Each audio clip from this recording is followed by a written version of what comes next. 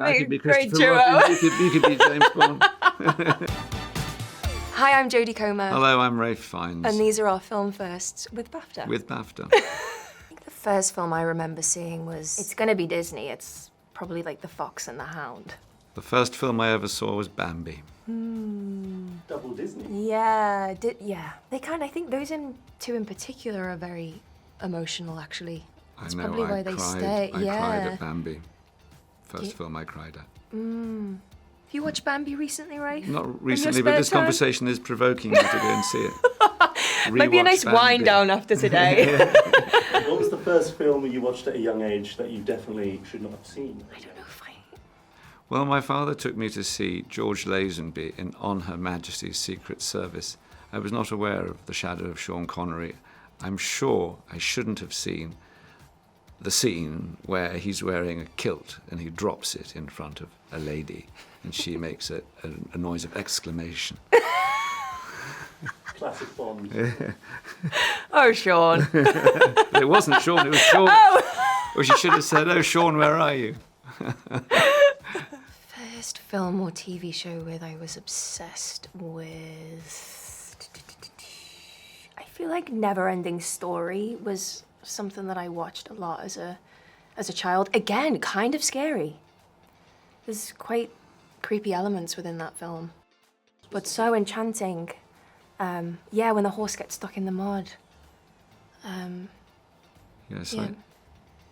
I remember as a child, I was asked, we were allowed to watch episodes of The Avengers or The Saint, but so that was kind of like, oh, that's exciting, but the first series that hooked me in a big way was when they did I, Claudius in the 70s with Derek Jacobi, a BBC series. And that was like, oh, that was really at the hook, what's going to happen next? Also Brookside, I'm going to say it. I have memories of sitting in front of the fire with my nan, eating mince, watching Brookside. And they were the good old days.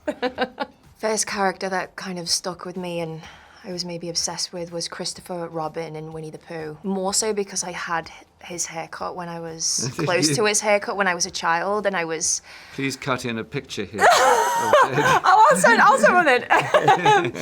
And I think I was just love the idea of that. I kind of saw myself in him in some way. So I'd probably say Christopher Robin. I'm afraid that On Her Majesty's Secret Service experience branded me for a while, being obsessed with James Bond. And I read all the books. I was a James Bond nerd. Are you a Lazenby man through and through? No, that just happened to be... No, I'm not at all. I'm a Daniel Craig man, of course. There is no other Bond. But that was yes, an obsession for a while. No crossover there between Christopher Robin and James Bond, but I like the idea. No, yeah. We could do a remake. I could be Great Christopher duo. Robin. You could be James Bond. I can see it. Yeah.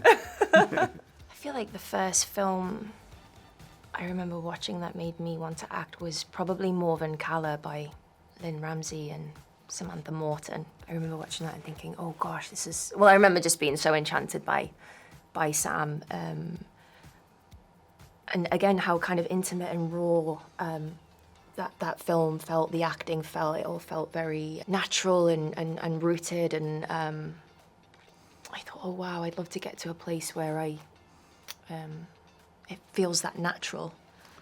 I had a completely different route into it because it was the theatre. It was seeing Paul Schofield on stage that made me want to act. Oh, that's cool. That was it. Because I wanted to be in the theatre, and I thought, oh, films, television, that's another. I would never. I would never. No, I didn't mean in the grand way. I meant like they would never want me. I just thought it was another universe. So it was feeling the hairs on the back of my neck go up, watching Paul Schofield. And now here you are. In all the films. Winnie the Pooh and James Bond. Yeah, that's it. That's where we've ended up. Look at us. What was the first quote or maybe moment from a film or a TV show that really stuck with you in a meaningful way? I can remember it was... people had talked about Lawrence of Arabia, the film, and I was very keen to see it. And we were living in West Cork, actually, and it came about 10 years after it came out. It came to the local cinema in Bantry, And we drove in. My parents took me in to see it. All of us, the whole family, I think. I thought it was an amazing film, full of amazing moments. But the very end, when after you've been through all this epic of desert and war and heat and sun and everything, and suddenly he's in a Lawrence of Arabia, Peter O'Toole is in a car. At the end of this exhausting war film, desert film, I think he says something to the driver, he says, "Where are we going?" And the driver says, "Going home, sir. Going home." Yeah, there's fantastic moments in it. But there's something about the pathos of that last moment.